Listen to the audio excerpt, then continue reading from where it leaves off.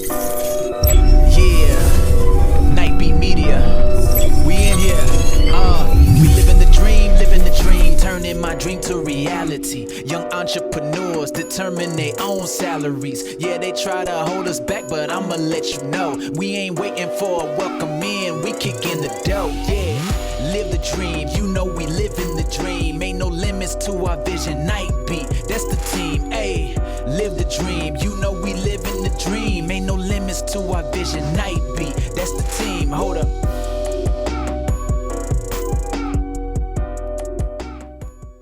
Welcome to another episode of Nightbeat Media's Living the Dream. Today, during this pandemic environment that we're currently in, we have a special guest. It's been a while since we were able to bring someone into the studio, but we had to make sure that we were making it safe for our guest as well as for ourselves. So today, as mentioned, we have with us the Renaissance man, Mr. Deron Bell. He's the music director of DC, of the world-renowned DC. He also does an enormous amount of community work with restorative justice. And if that wasn't enough, he's going to be talking about an exceptionally application. It's called My Music Ed, especially for the young people who happen to be confined into their home during this particular time period. So, with enough said, here is Mr. Bell.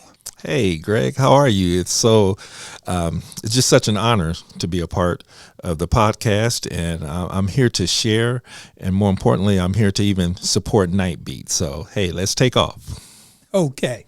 So, first thing that we're going to start off with here, Deron, is I just did a little, just touch the surface on what you do, and gave a little bit of your bio, but you have such an extensive bio.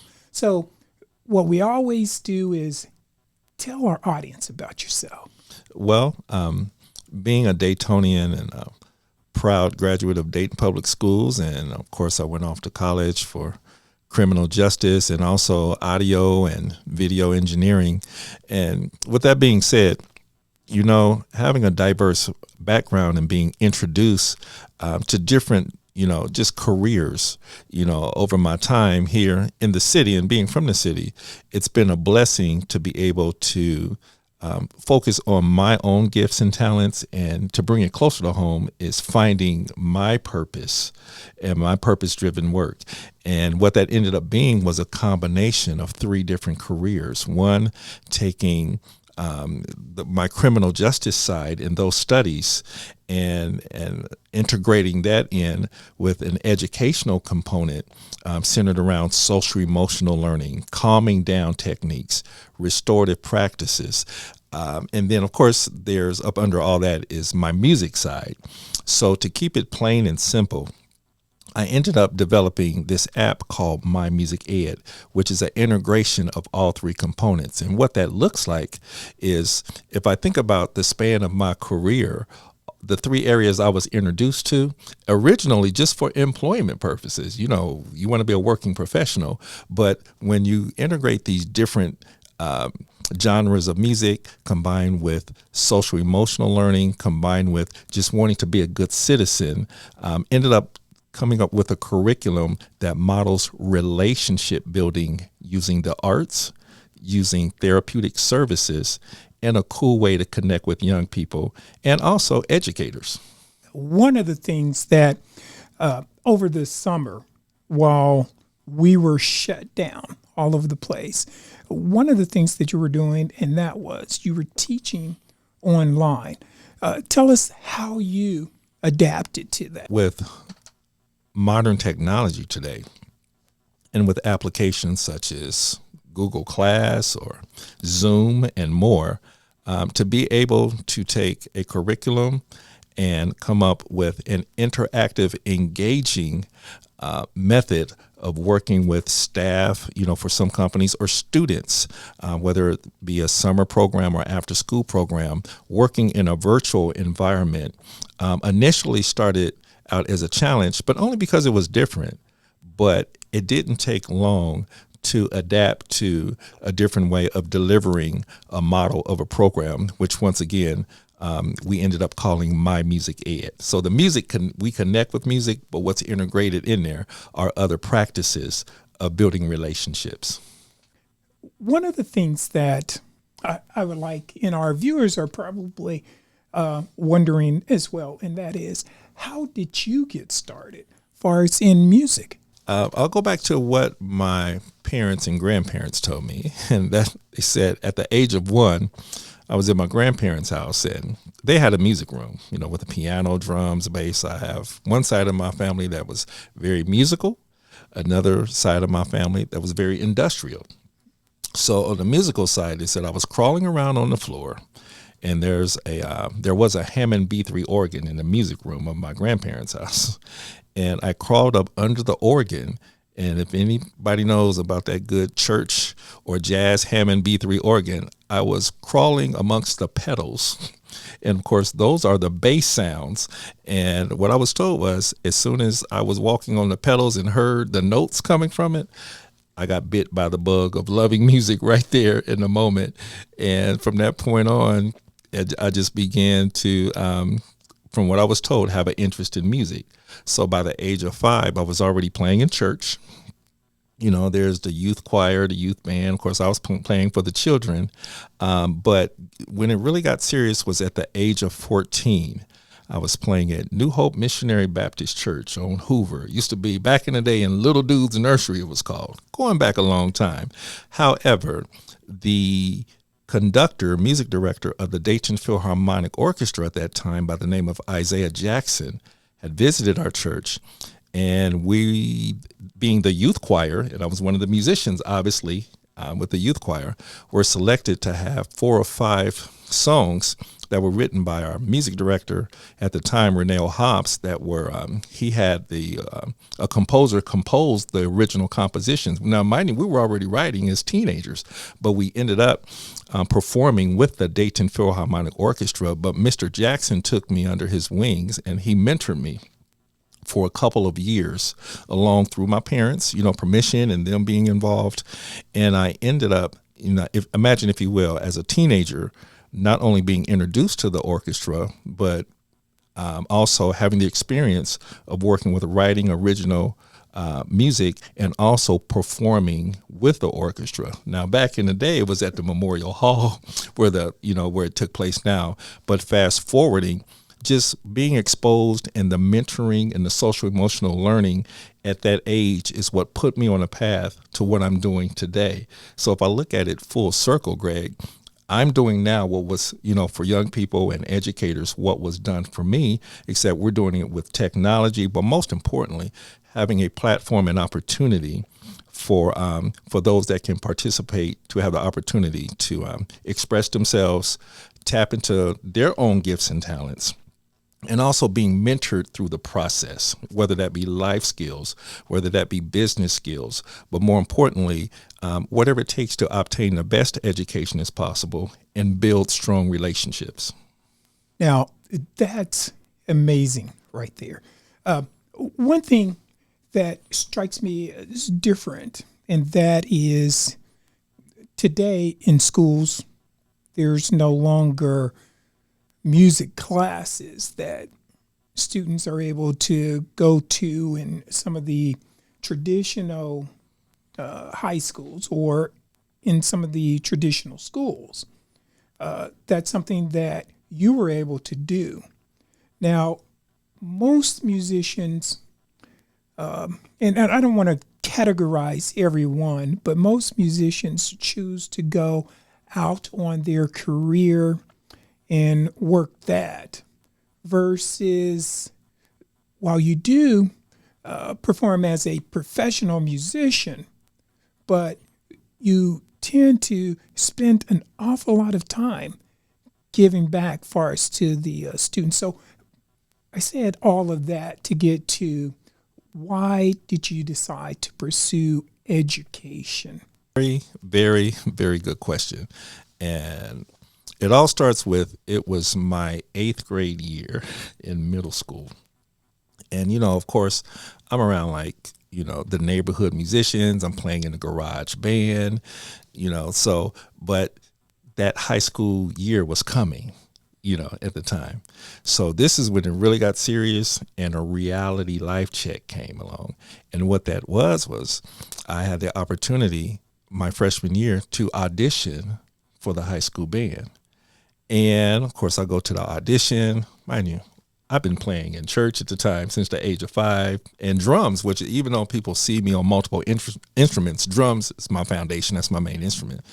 But I went for that freshman audition, and kind of like drumline, I'm up there playing, going through my rudiments. I got my skills from playing in the local drill team at the time and all that. But here's where it got real. At the time, I had been exposed to a lot, but I hadn't become proficient in sight reading.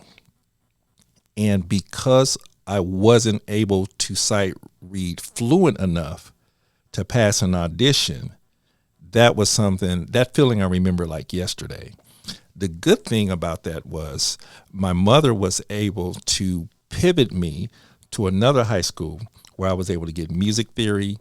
Of course, that included sight reading on multiple instruments. I was in marching band, pep band, choir. I was in every area that gave me the tools that I needed at the time. And then, of course, back to your point earlier about, where so many art programs have been cut over the years for multiple reasons. When we came up in high school, there was a band at every high school.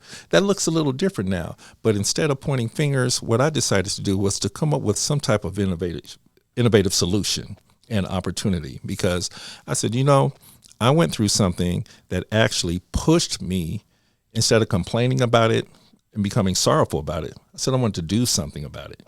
So with the era that I've come up with, when I finally went to music production school and completed, it was right in that era where technology was coming in, working with computers and drum machines and electronic keyboards.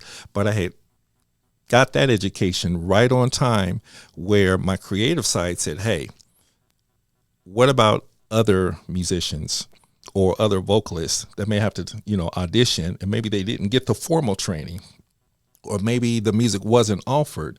And I said, I want to do something to help bridge that gap. So what I did was I ended up developing a program where it teaches them in a very, I call it cool way, on how to read just basic music, sight reading, quarter notes, whole notes, half notes, how to understand it. But at the same time, it's not like a sit down, go through your scales, go through your lessons. It's kind of like a cool way, like you can hear a song that you like. Well, this is how to play that song. But let's not just learn it by ear. Let's learn what an E flat is, a C sharp, what those scales are, what chord progressions are. So it ends up, My Music Ed is an app that draws you in based upon your interest, drums, keyboard, piano, singing, what have you. But then we're going to start from the first note and build on your music education. So by the time maybe another freshman, goes for an audition, or even younger than that, they would have the skills and the tools to be able to keep moving forward versus hitting a brick wall because there wasn't anything to bring them, into the circle of opportunity to learn how to read music. So in other words, what you're doing is you're creating a avenue for them to build, or creating a tool for them to build a solid foundation. Absolutely. Because that's one of the things when over the years, after interviewing a numerous artists, one of the things that they really emphasized, and that was that there's the creative component, which, it stands alone within itself. That's a gift right there. But at the same time, there is that longevity component that sometimes, as an artist, they could overlook that because the creativity overpowers that longevity, and that is that element of understanding the foundation, of building a sturdy foundation, as well as understanding the business of it as well. So that is something right there. I saw my music at several summers because we had the opportunity. I had an opportunity to work with you at the St. Margaret's Summer Arts Camp. Yes. So that was my first time seeing that, well as with some of the other technology that you use, and that is the virtual reality piece. Yeah, So- virtual drums, pianos, and all of that good stuff. yes, sir. And then this year as well. So with that said, I see that you are all over. You're doing quite a number of fantastic things. But let us know, how did you connect with DC? DC started back, it was the latter part of 2008.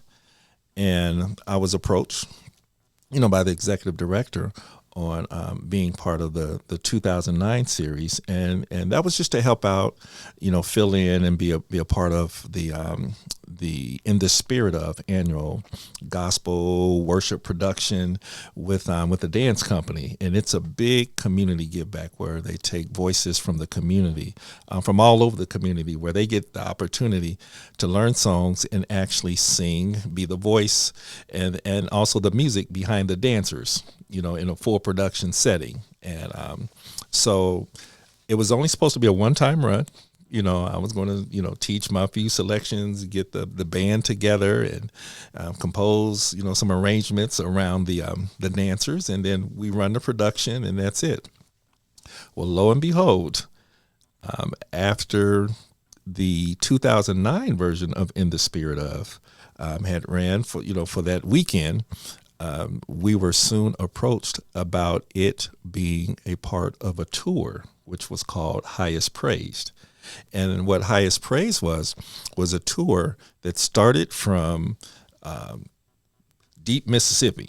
We were down, I think it was called the Delta Belt, and it went from the Mississippi all the way up through the Midwest and through the Carolinas. And it was, funded by, an educational grant. But the whole point was, it was an opportunity for DC to tour with it was a short version of In the Spirit Of. But what I would do, I would go ahead of the dance company 3 to 4 weeks, and I would go into a city, get with local musicians from a church that was selected. I would get with musicians from a university that was there, and this was all part of the model.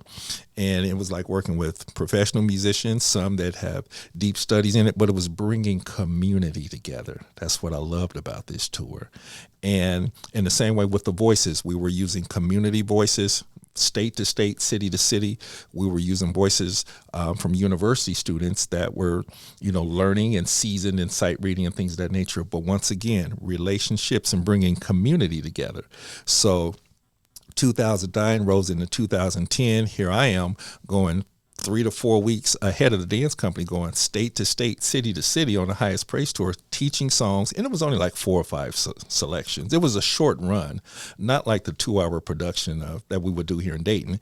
It may have been, I don't remember the exact time, maybe a good hour and a half or so. But the bottom line is, it was an opportunity for DC to continue to span the globe, but at the same time, it was bringing community together. And with that, for me, it was bringing me more into my purpose and understanding the why. So even with building an app to introduce young people and even adults to how to sight read music and things of that nature, I was understanding my gifts and purpose was about community wealth building in the area of the arts, but also the therapeutic part that I mentioned earlier is just little things like calming down techniques, self-awareness, being willing to step out your comfort zone and explore your gifts.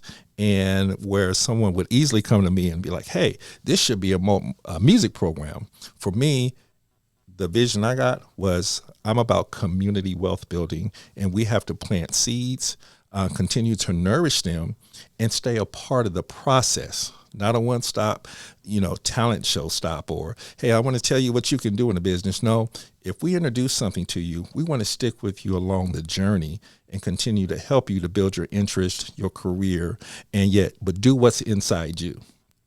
We're the professionals, we're educated in it, but what's inside you?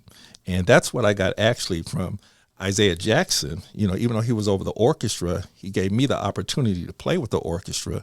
And then when I'm in my community, seeing kids like, wow, I wish I could play like that, or I would love to play at the Schuster, or I would love to play with the orchestra, or do hip hop or gospel or country or blues, or just write my originals that I do in combination with the Levitts, Pavilion. That's all about, writing original music and things of that nature. The bottom line was, let's find out what's inside you. And that's where my passion lies, is creating opportunities for those to learn and grow. Now, with that, I have to ask, starting out with the world-renowned DC, were there any apprehensions? What about fear? Was there any fear on going, wow, this is a world-class organization? Now, you're a world-class guy, but, going into Yes. that right there, tell us about that. Oh, I can definitely, and we'll tell you about that. I'm now going into my 12th year. I started in 2009, and each year after year, is continued growth and learning, but yet the opportunity is there to do that.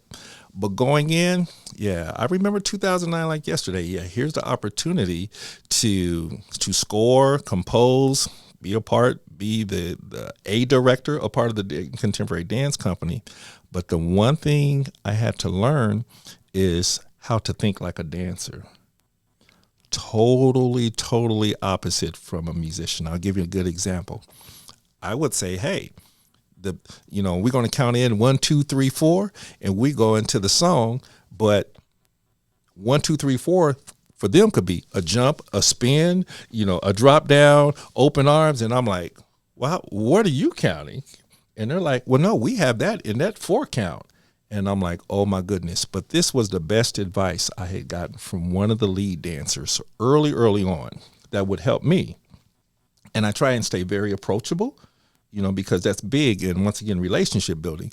But the best advice I got from a dancer was, Mr. Bell, when you play music, you feel the beat, you write to it, and you go with it. Exactly. Whether it's reggae, country, no matter what, I can go with it. For dancers, when they hear music, they see movement. It's like, wow. So I'm going 1, 2, 3, 4. For them, that could be up, spin, drop, twirl, slide, run off. And I was like, wow. So you talk about a challenge. It was challenging, but yet the opportunity to learn. And now having 12 years under my belt, what I see and how I operate and handle music business today is the total opposite from the beginning. But it's been 12 years of learning too, and I've enjoyed every opportunity. Okay. Give me 1 second. So what I'm hearing from you is you tamed your butterflies when you first started, far as from beginning with them, and over the years along your journey that you continued to grow. That was another form of growth. Now, we're going to turn the page, as far as from the music director to restorative justice. Tell us about that. As a licensed trainer of restorative justice and restorative practices, often whether I'm meeting with a school district, a community-based program, who hear about restorative justice, the first thing I like to do is distinguish the difference between the two.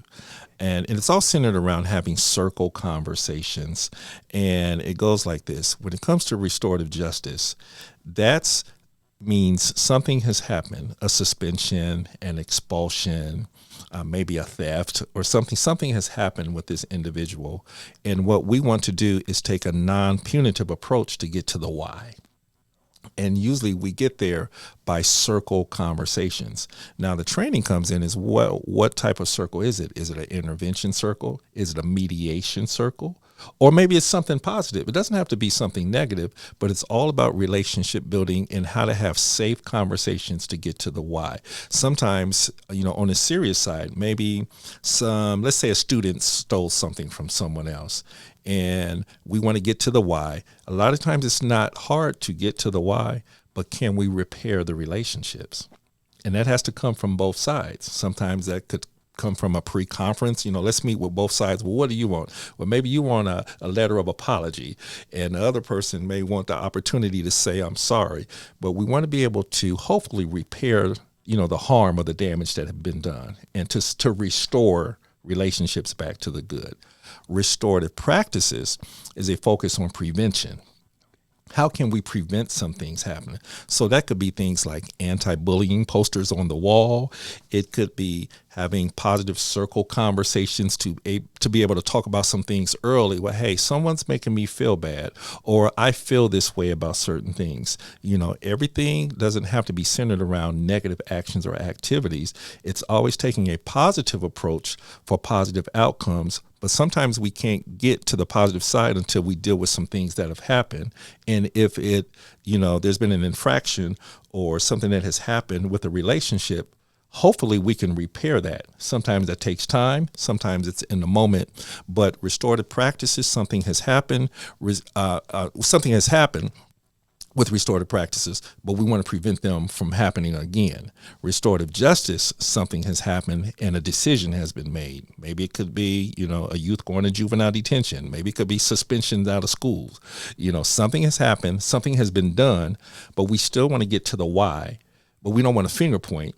We want to be able to circle up and bring the right parties to the table, whether it's a family member, maybe it's a mentor, maybe it's a relative, maybe it's the principal and the other parties involved. But the main thing we want to do is get back to restoring things back to the good for as best as possible. So I'm a licensed trainer in that. I had to go to Bethlehem, Pennsylvania to obtain that licensure, but I obtained that from the International Institute of Restorative Practices. So it's about, once again, community wealth building. And I could imagine that it has been several challenges. Now, you're using the technology, but there's been some challenges since right now some of the schools are letting students back and some of the schools are doing it online.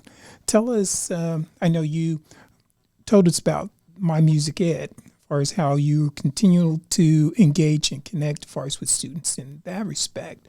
But as far as within the restorative justice, how are you adapting far as to these moments?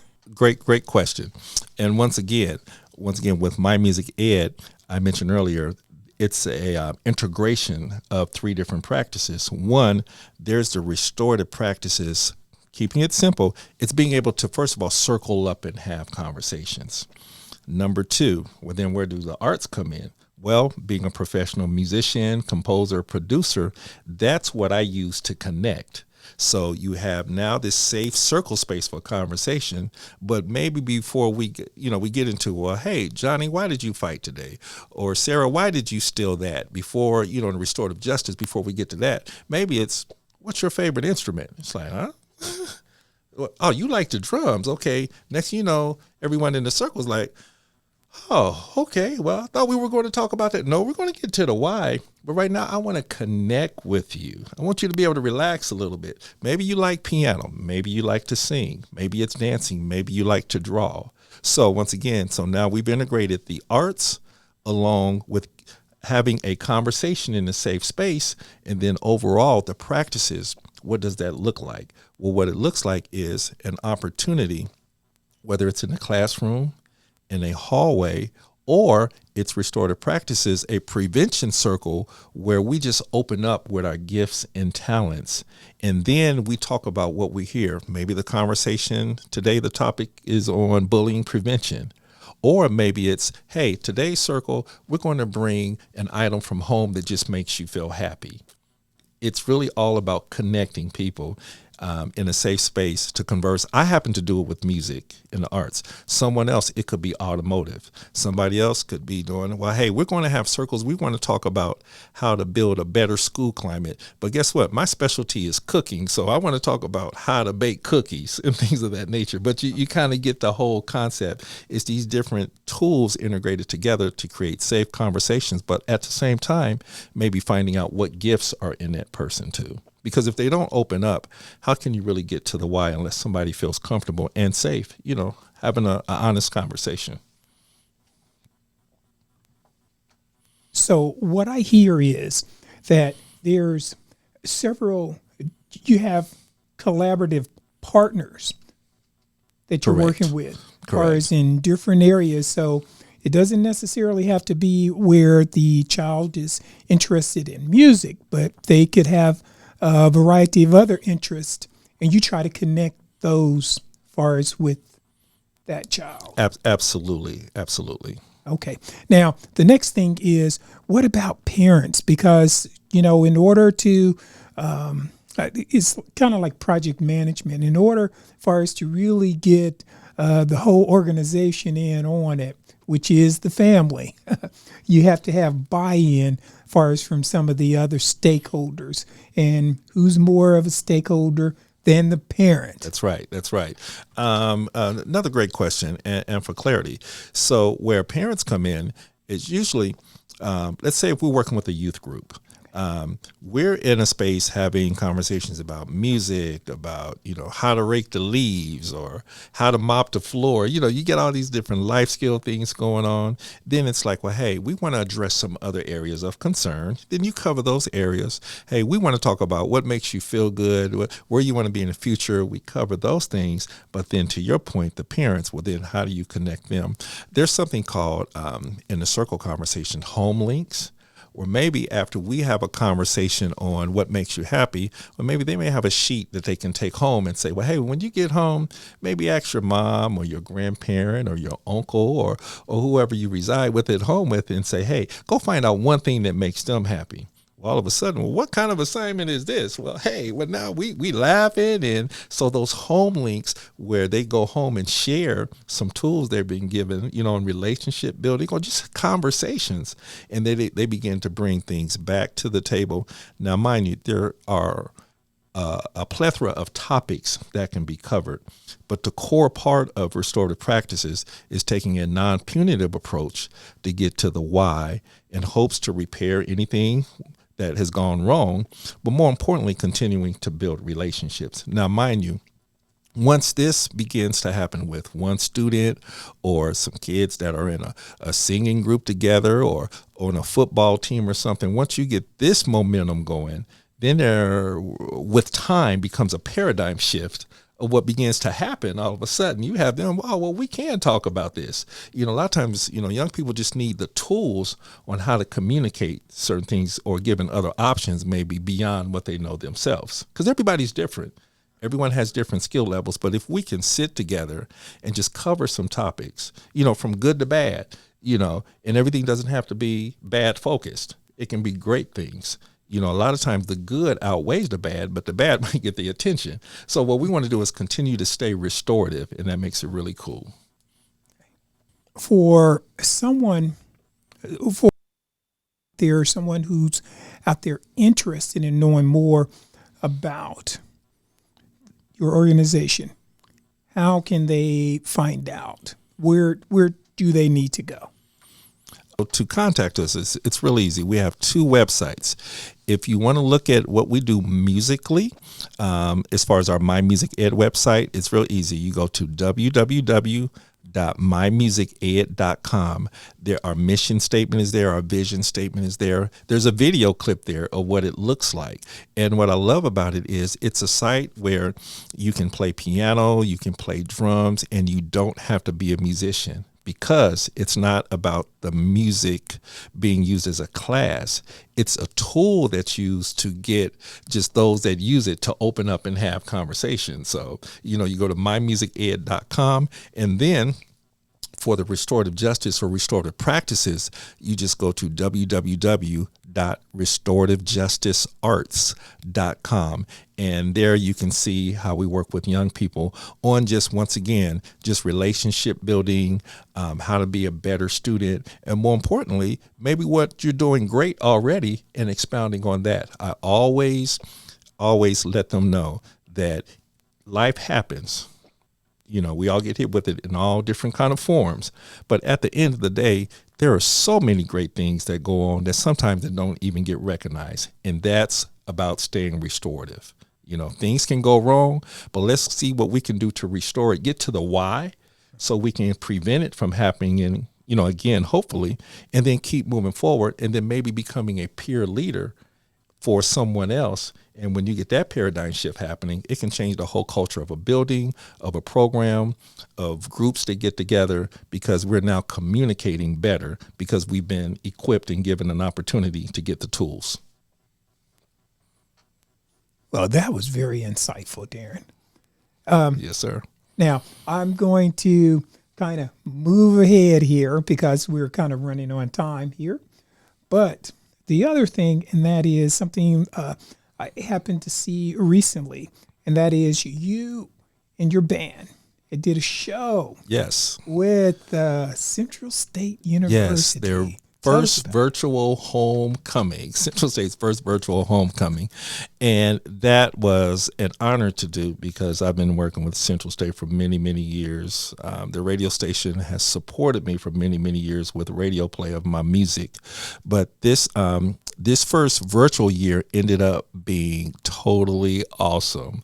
They had a grand time from all over the United States, and there were even some folks from, still the United States, Hawaii. But as far as Hawaii, that were on the Zoom concert and had a great time. Now, of course, because of COVID and because of things being different, there's always, how can you have a good time with a computer?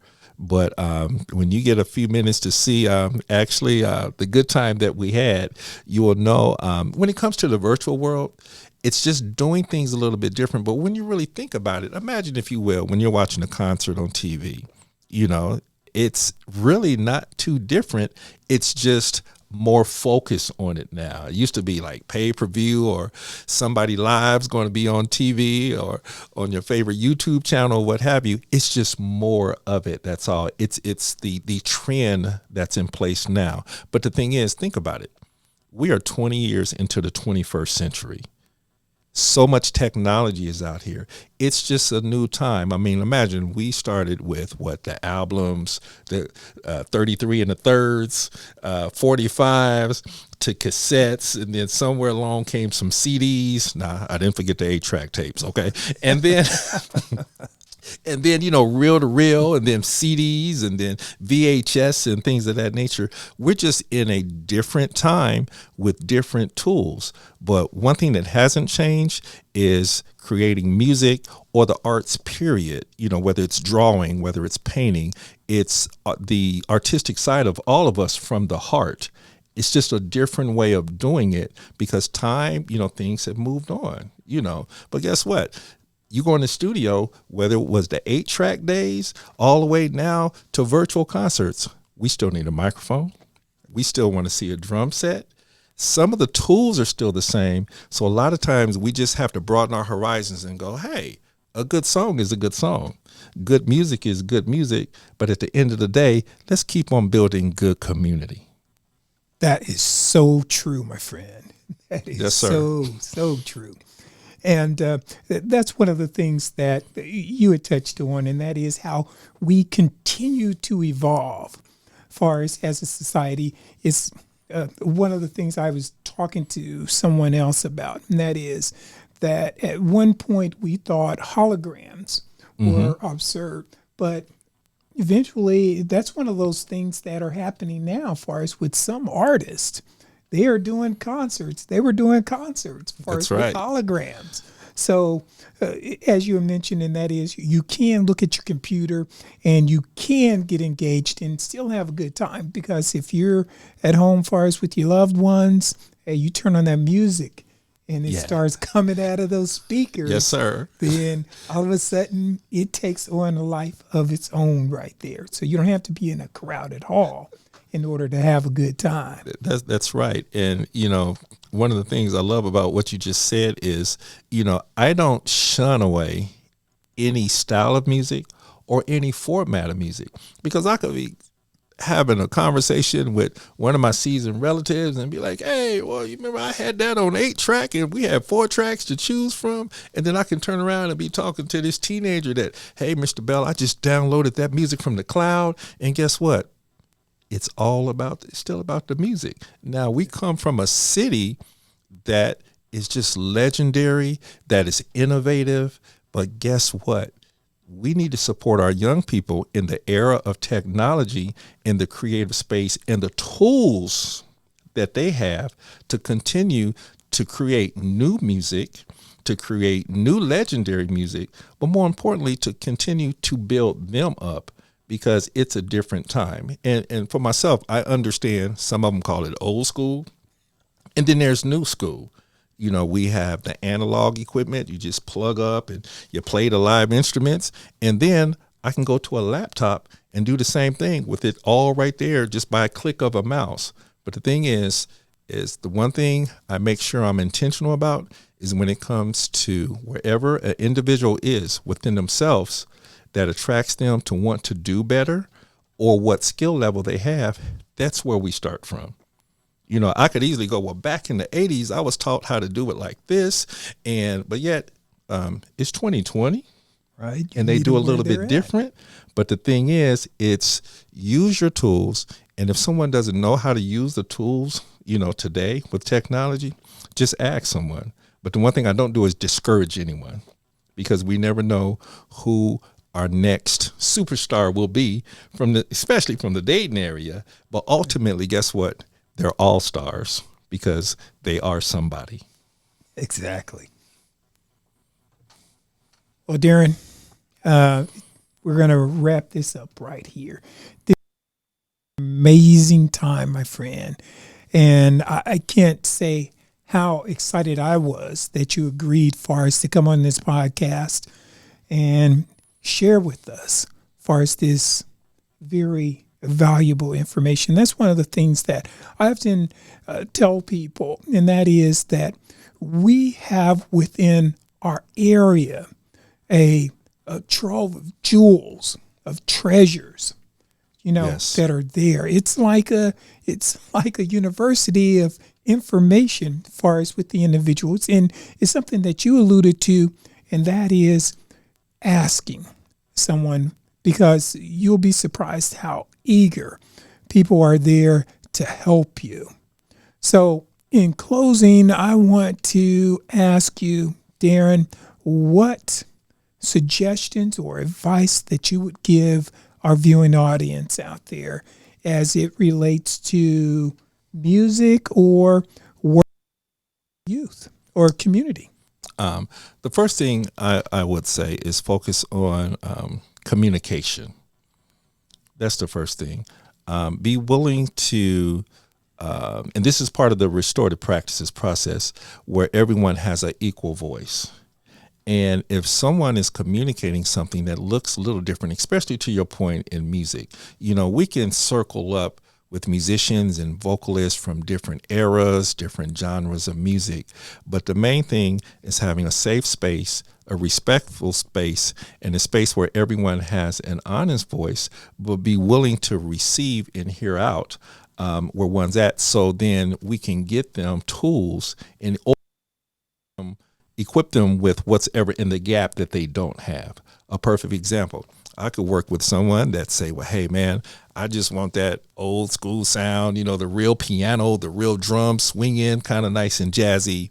hey, no problem. We can make that happen. We get the instruments and we make that happen. Someone else can be the total opposite. Well, hey, Mr. Bell, I work in my laptop and I have everything I need. I can program the beats. I can cut and paste and move music over. I can save it and I'm ready to go.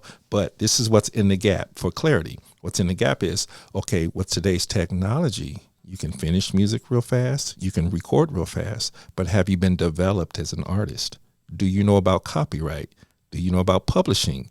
Do you know about how to be compensated for your work if you want a career? Or maybe you just want to be creative, but getting to the engineering or the managerial side. Those are the gap things with good communication we can learn about. To your point earlier, there's the excitement of the creative process, but then there's the reality of how to sustain it as a professional or interest. So communication is always key. And with that said, Deron, it's been a pleasure, my friend. And to you, the viewing or listening audience out there, I hope you found value. Remember to subscribe and look for our next video. Now, in closing, we always like to use this, and that is when you are writing the story of your life, be sure that you're holding the pen. Until the next time, we hope you are living your dream.